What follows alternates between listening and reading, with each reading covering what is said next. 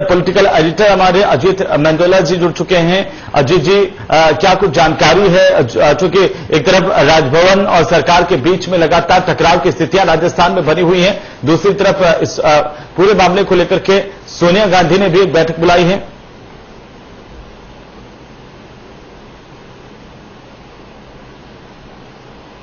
कांग्रेस अपनी तरफ से जो अब राजनीतिक जो दबाव होता है वो कहीं ना कहीं अब गवर्नर पर बनाने की कोशिश कर रही है और दिल्ली जो बीजेपी की केंद्रीय सरकार है उस पर भी दबाव बना रही है कि भाई चुनी हुई सरकार को न गिराया जाए। अभी तक जो मैं समझ पा रहा हूं या अभी तक जो घटनाक्रम आज दिन भर में हुआ है उस घटनाक्रम से मैं ये समझ पाया हूं, एक तो सोनिया गांधी ने जो सांसदों की बैठक बुलाई है, राजस्थान से गिनती के 3 ही सांसद हैं जो अभी राज्यसभा से चुनकर आए हैं, 2 सांसद तो, और मनमोहन सिंह जी इससे पहले वाले इलेक्शन में चुनकर आए थे। अब मेन जो इसमें बात है, जो आज गवर्नर ने जो पत्र लिखा है, गवर्नर का पत्र कई मायनों में वो एक बड़ा, उन्होंने एक तरफ से हाँ भी कह दिए और ना भी कह दिए।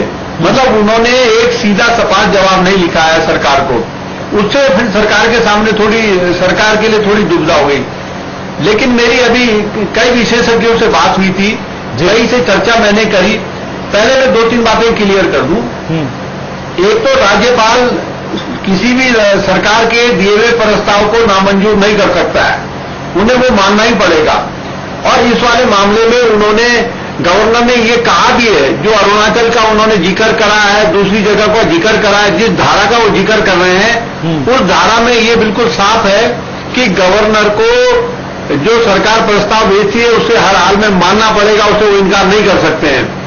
नंबर 1। नंबर 2 बात, उन्होंने उसमें 3 बिंदु लिखे हैं कि मुझे सत्र आउट करने में कोई ऐतराज नहीं, आप सत्र आउट करिए, कोई चिंता नहीं है। लेकिन उसमें जो 3 बिंदु उन्होंने दिखाए हैं, वो 3 बिंदु भी वो उस ऐतराज को भी गवर्नर नहीं दिखा सकता है, नहीं जता सकता है। कायदे कानून नियमानुसार जो संविधान, उन्होंने लिखा है कि 21 दिन का समय दीजिए। 21 दिन का समय एक रूटीन वाला समय होता है, वो समय तब दिया जाता है कि जब लोकसभा हो और यह विधानसभा हो जी, प्रश्नकाल की तैयारी के लिए, क्योंकि उसमें सवाल जवाब होते हैं, सवाल पूछे जाते हैं विधायकों द्वारा, मेरे मंत्री जवाब देता है, तो वो तैयार होते हैं, उसमें तैयारी लगती है। लेकिन अगर गवर्नमेंट ये कहे कि भाई मेरे को प्रश्नकाल नहीं करना है, तो फिर उसमें गवर्नर कोई ऐतराज नहीं जता सकता। तो ये कहीं ना कहीं कलराज मिश्रा जी ने, वो एक बहुत बड़े राजनीतिज्ञ हैं, खुद लंबे समय से राजनीति में रहे हैं, वो उन्होंने पता नहीं क्यों ये पेच डाल दिए, ये मेरी समझ से परे है। अगर आप गवर्नमेंट अगर जवाब भेजती है कि भाई हम प्रश्नकाल नहीं करेंगे, आप हमें सत्र आउट करने की इजाजत दीजिए। और रहा जो बात कोरोना को लेकर उन्होंने जो नियम कायदे समझाए हैं, वो तो उसको सभी मानते हैं। मतलब अब उन्होंने वोटिंग के लिए कहा है कि हरीश रावत के समय पे उत्तराखंड में जैसे हुआ था, वो तो एक व्यवस्था है ही, उसी के तहत तो वोटिंग होगी। अगर माना अब विश्वास प्रस्ताव या अविश्वास प्रस्ताव आता है, वो सरकार पे डिपेंड करता है। लेकिन उसके लिए आप इस तरीके से मतलब जानकार कह रहे हैं कि गवर्नर को ये कुछ करने की जरूरत नहीं है और न ये गवर्नर को करना चाहिए था। अब उन्होंने क्यों किया? देखिए, अगर कल अभिषेक मनु सिंघवी जो कांग्रेस के प्रवक्ता, उन्होंने प्रेस कॉन्फ्रेंस में कहा भी जी कि अगर इस तरह का कोई ऐतराज जताया जाएगा तो हम कोर्ट भी जा सकते हैं। मतलब उन्होंने कहा कि ये कोई नियम नहीं है, कायदा नहीं है गवर्नर के लिए। तो ये कहीं ना कहीं जो राजनीतिक जो टकराव शुरू हो गया है, उसकी ये परिणति है। उसमें आखिरकार कितना शॉर्ट नोटिस हो सकता है, कितना कम से कम पीरियड हो सकता है? अगर आपको ध्यान में हो तो क्या 3 दिन के 2 दिन के शॉर्ट नोटिस पर भी सदन बुलाए गए हैं? बिल्कुल 3 दिन के नोटिस। देखिए क्या, अगर प्रश्नकाल आप नहीं कर रहे हैं तब तो आप 3 दिन के नोटिस पे बुला सकते हैं। मुख्यमंत्री गहलोत ने जो टाइम मांगा है वो 5 दिन का टाइम है मेरे विचार से। उन्होंने कहा 31 से, उन्होंने 2 दिन पहले नोटिस दिया था, तो उस हिसाब से उन्होंने 5 दिन के टाइम पे बुलाए गए हैं सेशन। 5 दिन के पीडीटी आचार्य से मेरी जब चर्चा हो रही थी, उन्होंने कहा 5 दिन के नोटिस पे भी सेशन बुलाए गए हैं। इसमें कोई वो नहीं है, सरकार पे डिपेंड करता है स्पीकर पे डिपेंड करता है। फिर जब उसका जब सेशन बुलाया जाएगा, फिर उसमें क्या कार्रवाई होगी, क्या सब्जेक्ट आएगा, वो बिजनेस एडवाइजरी कमेटी तय करेगी। इसमें गवर्नर कुछ कर ही नहीं सकता, गवर्नर के पास अधिकार है ही नहीं। गवर्नर ने खुद उसने उस धारा का, गवर्नर ने जो धारा का जिक्र करा है, उस धारा में साफ है ये कि गवर्नर के पास कोई अधिकार नहीं है। अगर कल ये सुप्रीम कोर्ट में चली जाएगी कांग्रेस, तो गवर्नर को जवाब देना मुश्किल पड़ सकता है। ये मेरा अपना आकलन है जी। लेकिन अजीत जी, आप ये कहना चाह रहे हैं कि चूंकि 3 पॉइंट राज्यपाल की तरफ से लेकर के दिए गए हैं और एक पत्र 6 पन्नों का पत्र भेजा गया सरकार को, तो आप ये कहना चाह रहे हैं कि गवर्नर कोई गाइडलाइन इस पूरे मामले को लेकर के नहीं बना सकते। जो संवैधानिक गाइडलाइन है सत्र आउट करने की, उसी पर उन्हें चलना होगा।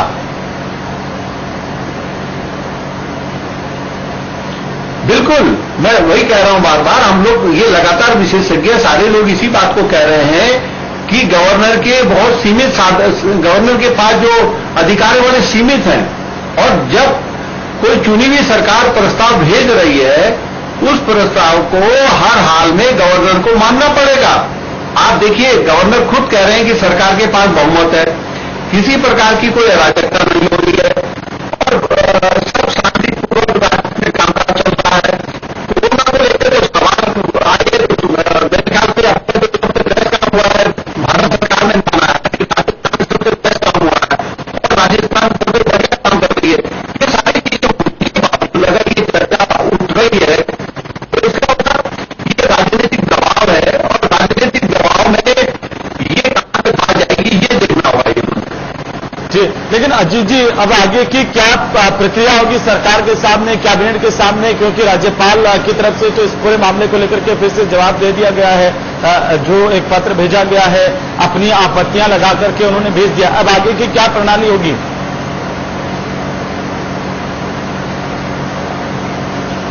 उसमें अभी आज जो मीटिंग होगी, कैबिनेट मीटिंग करेगी, और उसमें कोई दिक्कत नहीं है। 2 पॉइंट मानने में तो कोई दिक्कत ही नहीं है। 2 पॉइंट तो जो है ठीक है भाई, वोटिंग हो जाएगी अगर कराने की जरूरत पड़ेगी तो। नंबर 1। नंबर 2 बात, कोरोना को लेकर जो चल रहा है उस पर सरकार पहले से ही सजग है। उसमें कोरोना को लेकर सारे नियम कायदे, मध्य प्रदेश में वो बुलाया था भी, जब मध्य प्रदेश में भी हो रहा है, जगह जगह हो रहा है, होगा, तो अगर जरूरत पड़ी तो उसमें सरकार पूरे कायदे कानून अपनाएगी। अपना 2 दिन का 3 दिन का सत्र बुला सकती है, वो स्टाफ में कटौती कर सकती है, जो उन्होंने वहां पे बताया कि स्टाफ है।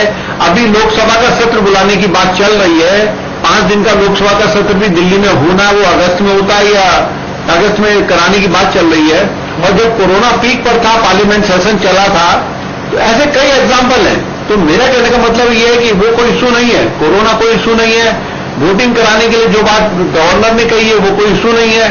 केवल इशू इतना है कि 21 दिन का टाइम, तो 21 दिन के टाइम में अगर गवर्नमेंट कहती है कि भाई हम कोई प्रश्नकाल नहीं करना चाहते हैं, हमको अपने कुछ बिजनेस काम करना है, उसके कुछ 1-2 हमारे बिल हैं वो हमको देखने हैं, उसके लिए हमें समय चाहिए 3 दिन का, तो उसमें गवर्नर के पास कोई भी अधिकार नहीं है किसी भी तरह के कायदे कानून का। वो उनको मानना ही पड़ेगा और समय देना ही पड़ेगा जी। आज उन्होंने पत्र में एक तरफ से तो हाँ बोला कि आप सत्र बुला लीजिए, लेकिन 21 दिन का पॉइंट लगा के उन्होंने उसको मामले को एक तरीके से उलझाने की कोशिश की है। मेरा मानना है कि आज जब सरकार का जवाब चला जाएगा और सरकार का जवाब जाने के बाद तो रास्ता निकल आएगा, मेरे ये उम्मीद मैं कर रहा हूं।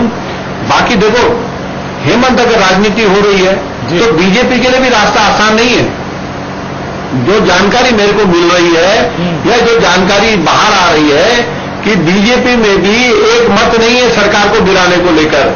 मुख्यमंत्री वसुंधरा राजे पूरी तरीके से अडिग है, वो इस पूरे पचड़े से मैं नहीं पढ़ना चाहती है। और दूसरी तरफ सचिन पायलट जो बागी नेता बने हुए हैं कांग्रेस के, वो बीजेपी पे दबाव बना रहे हैं कि नहीं, अब आपको किसी तरीके से सरकार गिरानी है।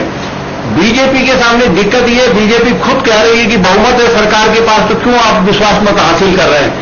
मतलब बीजेपी मान चुकी है, गवर्नर मान चुके हैं कि सरकार के पास बहुमत है। फिर बहुमत वाली सरकार को आप किस अधिकार पर अगर आप सरकार गिराते हैं या राष्ट्रपति शासन लगाते हैं, तो आपके पास क्या जवाब है, क्या आपके पास ऐसा सवाल है। तो बीजेपी को भी अपने अंदर खाने जो बीजेपी में गुटबाजी है वो वहां पर उसको वो संभालना बहुत मुश्किल है। आपको याद होगा कि 2017 में जो आला कमान है वो गजेंद्र सिंह शेखावत को अध्यक्ष बनाना चाहता था राजस्थान बीजेपी का, लेकिन मुख्यमंत्री वसुंधरा, उस समय वसुंधरा राजे मुख्यमंत्री थी, वो अड़ गई थी, उनके अड़ने से वो नहीं बना पाए थे जी। कमोवेश वही स्थिति है। वसुंधरा राजे ये घिचपिच की राजनीति में नहीं पड़ना चाहती, जो जानकारी निकल कर आ रही है। वो एक ऐसी मिलीजुली सरकार नहीं चलाना चाहती जिसको चलाने में बार बार घिचकिच हो। दूसरा सचिन पायलट से गजेंद्र सिंह शेखावत अपने आप में अब जो प्रोसीजर राजभवन और सरकार के बीच में हुआ है, उसके बाद में ये जो तनाव है वो कम, टकराव जो है वो कम से कम खत्म हो पाए और सरकार भी ठीक तरीके से काम कर पाए। बहुत बहुत शुक्रिया